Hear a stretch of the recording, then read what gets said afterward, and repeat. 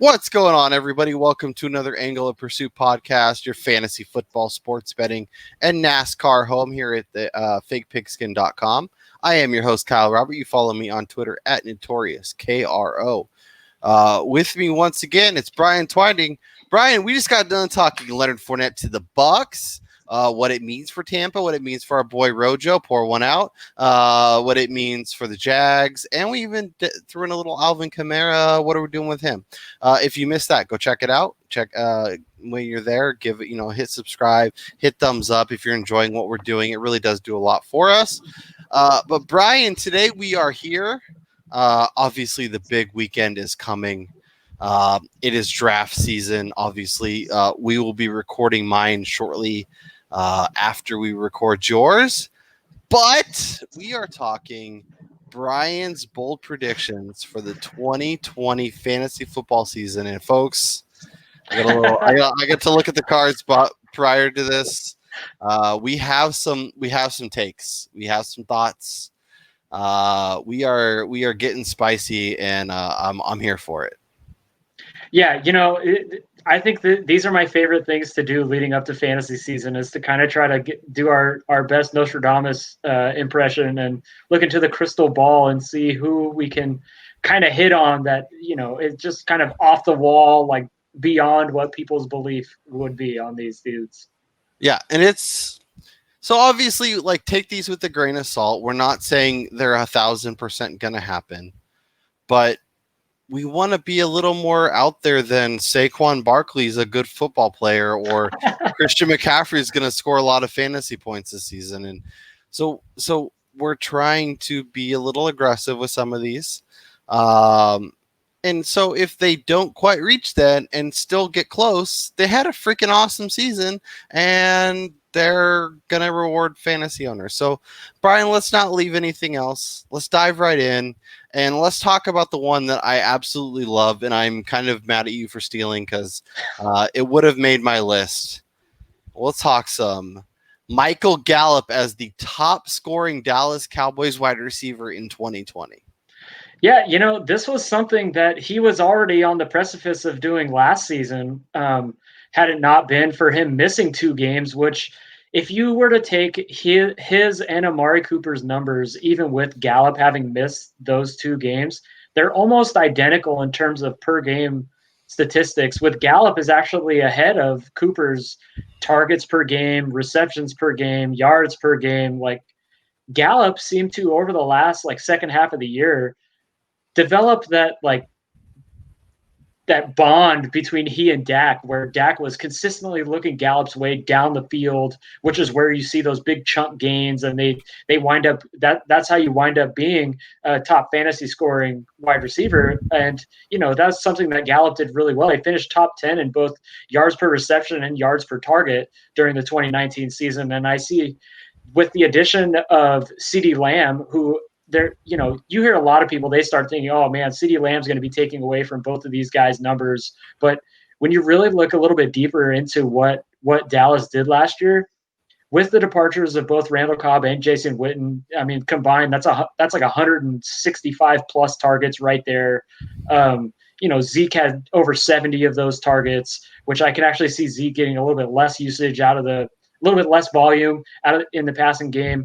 Blake Jarwin's taking over for Jason Witten, and even though we've both been on the Jarwinator for this upcoming year, he's only a third-year guy. I don't see the trust in him that Dak had with Jason Witten in those check down roles. I see that kind of going towards Gallup and Cooper in this upcoming season. So if we're looking at Gallup's numbers last year, 113 targets, he had 66 receptions, over 1,100 yards, and 6 touchdowns. To think that in an offense who threw over 590 passes last year with Dak, that is more than likely to see the same, if not more, this year, that those numbers aren't going to increase in his 3rd year in this offense with Amari Cooper, who just recently we found out that he's kind of dealing with a lingering soft tissue injury. For me, Michael Gallup, it's a no-brainer. They're going 17 picks different at the position, with Cooper going as wide receiver 12 or 13 right now, and Gallup going in the 27 to 30 range. To me, that's just That's just almost idiotic to be even either one of these guys going that late in this offense. Yeah, I don't understand it. Like I am 100% on board. Obviously, we've seen Amari miss time. We've seen Amari be wildly inconsistent where he'll have a handful of games that are incredible. Like he'll have a Thanksgiving Day game where he scores, 2 touchdowns, 3 touchdowns, gets 200 yards, looks incredible. But then there'll be like a 6 game stretch where he 3 catches, 5 year, not doing a whole lot. If there was a better offseason, if there was a full training camp and all that stuff, maybe the CD Lamb hype train gets started this year. Maybe that's something that I think he's, if anything, like he breaks in out kind of in the midway point when he finally gets comfortable. I think he's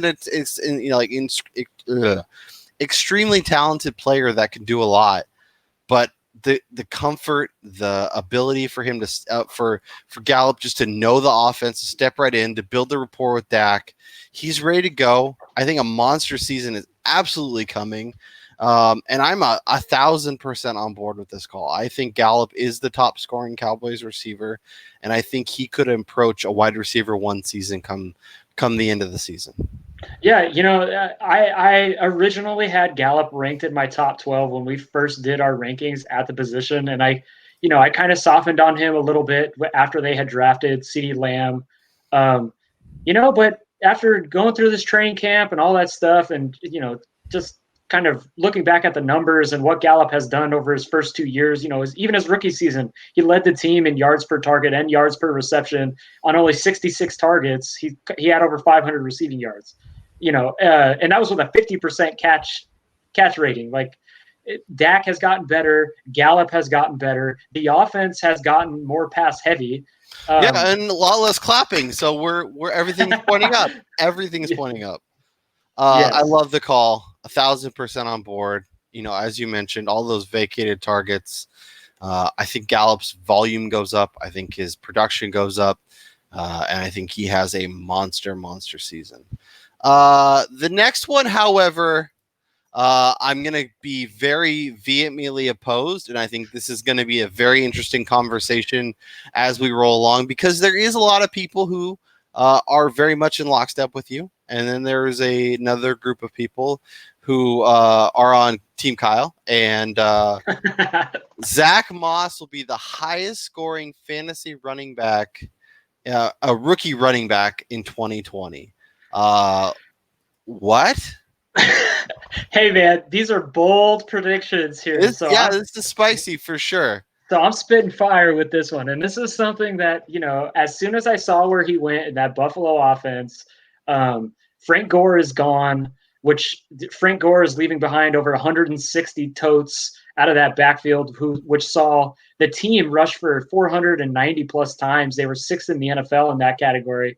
And, the addition of Stephon Diggs, to me, actually opens up the running game for Buffalo even more. So if I can see them maintaining the same splits, like more of a 50-50 kind of run the pass split, but becoming even more efficient on the ground. And the fact that Zach Moss, he's not 40 years old. He's more explosive than Frank Gore. I mean, he's 23, but he's bigger than Frank Gore. I think the most important aspect of this is what we've been hearing out of Buffalo is that they want to try to limit the hits that Josh Allen takes. Yeah. And to me, that means if we're looking at scoring opportunities, we're looking in the red zone, Zach Moss will slide immediately into that goal line, red zone backfield. Devin Singletary is only 5'7". He is not a threat at all to kind of take away from those short yardage situations near the goal line. I think Zach Moss could approach double-digit touchdowns during his rookie season. And even if he sees, a 55-45% split, which is what we saw with Gore and Singletary, if you took over the entire duration of the year, I mean, it kind of tapered off towards the end with Singletary taking over. I still think Moss approaches 160, 170 carries. And I think that's enough to get him anywhere near that 700 to 800 yard mark with double-digit touchdowns. When other guys like J.K. Dobbins, for as good as he is, he still has to battle Mark Ingram. Gus the Bus is still there. Lamar Jackson is in that backfield. Jonathan Taylor still has to battle off Marlon Mack, who we keep seeing Indianapolis talk about how Mack is their starter. Cam Akers, who the hell knows what's going on in that LA backfield. Yeah. Ronald Jones, baby. Fired up. Yeah, as bold as this is, if Devin Singletary were to get hurt and Zach Moss took over every carry out of that backfield, I think we could be looking at a potential RB1 finish out of him. I mean, unless he's getting like Leonard Fournette, like 280 carries because he's slow, he plods. He is That's not okay. athletic. 5 yards a carry for that offense would be No, great. he's like 3.6 yards a carry. Zach Moss is not good. I don't understand. Devin Singletary was awesome last year, had a great season. He only got better as the season rolled along. If you look at his like kind of carries by game, like kind of going down his game log, he definitely got more towards the back end. Yeah, like Frank Gore got all the work early. He was getting less than around 5-6 carries a game. Then all of a sudden he had the game against Washington where he got 20 carries, and then from there it was 8, 15, 21, 14, 17, 21, 15, 13 in the playoffs. This is a guy that I think I'm with you. This offense is better. It's Stephon Diggs helps, but Devin Singletary is going to be the benefactor of that. Zach Moss is going to be a nice compliment, and as you mentioned, fill Frank Gore's shoes ever so perfectly. Big, older, slow. Like, I mean, I don't know. He was a mid-third round pick. Like, that's decent. Same draft capital as Devin Singletary for a running back. Like, I don't mind it. Yeah, and I think what is he 2 years older than Devin Singletary? No, they're the same age. So basically, but Moss is older. Moss is 20 pounds heavier and two inches taller. Not that much bigger. I mean, I don't get it. I'm really curious to see at the end of the season. There's a few players, and we'll move on to your final pick here in a second. But like, it really has been interesting to see what Devin Singletary, what Aaron Jones, like a couple of these guys did last year. And like that being the reason why we don't like them for this year. And I think that's going to be something to keep an eye on, because it really feels like some of these players did exactly what we wanted them to do. And now we're like, why? What? No, somebody else is going to take your role. No, somebody else is going to be good. No, you're going to be trash. I don't know. But I'm very happy. I would love to put something on our bet sheet for the year, a little Zach Moss versus Devin Singletary. We can do touches, we can do yards, we can do points, we can do it all. We'll figure that out. We need to get that on the books before. I'll do total fantasy points. Okay, done. Half PPR. We'll figure out what the payout is. Maybe we can make a list of them, and then the winner at the end of the year gets to pick something for the loser. But I am definitely team Devin Singletary for 2020. Brian, you have one more bold call to make. This is a call that I think I'll let you break it down. Tom Brady finishes as a top 3 fantasy quarterback in the year 2020, not 2007, not 2017, 2020. Break it down for me. This is something that I've been kind of mulling over the last probably, I want to say, week and a half or so, just kind of looking over all the quarterbacks available on the board. We were talking about Ben Roethlisberger, how if all of his weapons are healthy, like just we've seen Roethlisberger put up that 5,000 yard season. Jared Goff, Matt Ryan, who we both really like. And it really led me to look a little bit deeper into Tom Brady and how we were kind of evaluating his move to Tampa Bay. And I'm astounded by the fact this will be the most talented offense that Tom Brady has ever played on in terms of the weapons that he has. Yeah. And he's Mike Evans and Chris Godwin and Gronk and OJ Howard, who is supposedly a thing still. And, obviously they added Fournette. We'll see what Keyshawn Vaughn is. We'll see what Rojo is. We'll see what Tyler Johnson's a receiver I like. I guess my question is, does this mean that maybe their defense isn't very bad or very good rather? And they're going to have to throw to stay in games, because to me, this feels like if he's going to be putting up the nearly 5,000 yards, nearly 45, 50 touchdowns to be in the Mahomes-Lamar conversation, this is going to be an offense that's going to have to click from the jump. that's going to have to be on the field a lot and is going to have to be constantly scoring. Now, I'm not saying that that's not possible, because with the talent on paper, 100% it could. But that feels like a decent ask to try and have that happen. For me, again, like I was saying, I mean, we kind of alluded to this when Brady signed there, just for the success of the team in general. I mean, if you were to remove even half of the interceptions that Jameis Winston threw last year, the team would have been probably 11-5, Yeah, 10-6 at worst, and Jameis Winston would have been propelled to even higher in the well, QB rankings maybe, without those negatives. but without the negatives, then Yeah, he's that's not true. throwing as much. And if this team added Leonard Fournette and now they're playing well, and if they're running and through 3 quarters looking good, and then in the fourth quarter they're sitting on the ball, they're not running quite as much. Because but that's not going to happen in this division, though. Yeah, I mean, if he's going head to head with Drew Brees two times a year, he's going head to head with Matt Ryan 2 times a year. Obviously, we're Team Atlanta Falcons this year. I'm not really sure how it happened, but here we are.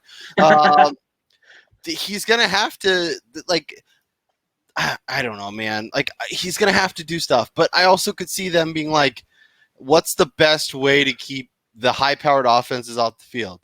Oh, turn around and hand off to Leonard Fournette 10 times in the fourth quarter, 8 times in the fourth quarter, kill the clock.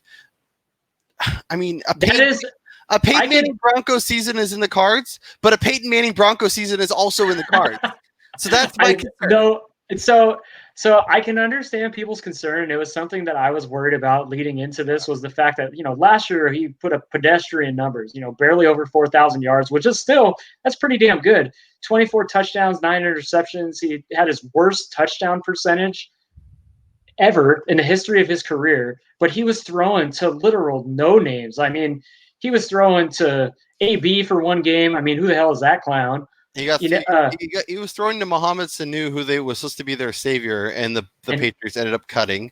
N'Keal Harry, rookie, who finally he played 8 games last year. Like, man, we thought Jacoby Myers. Like, who the hell was he before he kind of broke out? Yeah. Prior to that, he had seasons where he approached 30 touchdowns with guys named Chris Hogan, Philip Dorsett, Malcolm Mitchell were his top targets, and now he's going into a situation with 2 wide receivers who finished top 10 at the position last year. He gets Rob Gronkowski back, who, no matter what we think about what we're going to see out of Gronk, just the familiarity with Brady should bring enough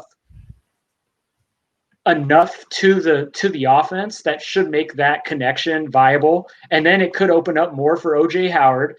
We're hearing great things out of Scotty Miller and Justin Watson out of the slot. And then, like you said, Tyler Johnson, who's kind of an under-the-radar dynasty stash right now for a slot guy. And then we haven't even gotten into them adding Leonard Fournette with Rojo, Shady. And then, I mean, in a division that we continuously tout as the highest scoring division in the NFL, meaning that every game is just going to be a shootout. Yeah. Well, and like the good thing about the division too is there's really good offenses and a lot of really bad defenses. So the offense, when you're on the field, you're going to be able to produce. Now, there's a lot of options. So if some of these pieces don't end up working out, there's other pieces that in theory should work out. Like the odds of all of them not working. And I love Mike Evans. So I feel like I need to be a little more optimistic on Brady, but it's just every time I look at that quarterback list and I'm like, I'd rather have Kyler Murray.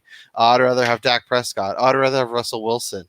I just keep going down the list. I'd rather have Matthew Stafford and Jared Goff. And like, that's crazy to think more about right? Me, but like, and that's why this is a bold take, right? Like this is not something that is like, oh, well, clearly he's going to, you're not saying Russell Wilson or Patrick Mahomes are going to be top 10 quarterbacks. That's going to happen most likely in about 80% of scenarios. But it's a very viable case for a team that has very, very talented weapons. And at the draft table, like you're getting Tom Brady in the 8th or 9th round. You're getting, we'll see where Fournette ends up with this team. You're getting, Mike Evans in the 3rd round for some reason, even though he's just a monster. You're getting Chris Godwin in the 2nd or 3rd round. Like there's potential to add multiple parts of this offense if you truly believe in them exploding and getting a tremendous return. So I'm gonna push back just because of his age and because of Yeah. a lot of unknowns. But like, if at the end of the season it's what happened, I wouldn't. I think it's a very, very legit call that we'll see how it shakes out. And one more thing about the Tom Brady prediction is I think this is the first time since his last year in college that I can actually root for him and not be pissed off that I would be also rooting for a New England based team. So I'm so glad that my boy Tommy, who I had his Michigan jersey, is back in a team that I can root for, and I hope he just shoves it to everybody this year and proves that Father Time is no match for the TB12 method. We'll see. We'll see if TB12 comes through in a big way as you expect. This was good, Brian. You had a call that I love, a call that I hate, and a call that I'm lukewarm on. So that's good. In the comments, let us know who your bold call is. Who's going to break out? Who's going to have a monster season? Who's going to have a terrible season? It doesn't have to be good. You could say that Joe Mixon or Miles Sanders or whoever is just going to be awful. I will disagree with you, but that's fine. We're allowed to do that. Make sure you subscribe to the show so when my bold call comes out, you can see those. If you want to hear our takes on Leonard Fournette and Alvin Kamara and the Jaguars, make sure you check out that episode. We've done a ton of content throughout the end of the season, or throughout the offseason, rather. So if you're prepping for drafts this weekend, you're trying to get that last little bit of info, check out our shows. Let us know what you think. We'll be here all offseason. And for those of you that like that Sunday morning advice, help, whatever, Brian and I are working it out. Our plan is to be live on YouTube every Sunday morning for about an hour. So if you have fantasy questions, if you have betting questions, if you want NFL information, come hang out. We'll give you some best bets. We'll give you some picks. We'll give you some players we're targeting for the week, maybe DFS angle. And then we're happy to answer questions as long as people are hanging around. Obviously, we'll jet before kickoff so we can finish what we need to do. But if people are hanging out, people are asking questions, people are keeping it going, we're happy to stay around it and keep the conversation rolling. So make sure you are subscribed so when we go live on Sunday mornings, you can hop on, join in, be part of the conversation. But for Brian Twining, I'm Kyle Robert, and we'll talk to you guys next time.